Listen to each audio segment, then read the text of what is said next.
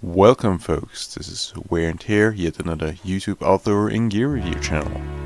Today I want to take you on a little trip to the Almtal, a wonderful spot in Upper Austria.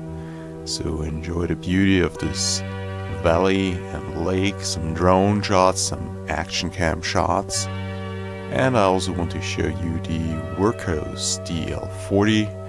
A dive light that is much more than a dive light. I have reviewed this light a few months ago, but that was during winter time, and I took it out on an overnight trip.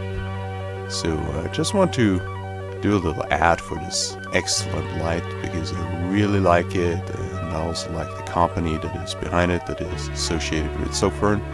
So please enjoy the outdoor shots and the night shots of the flashlight.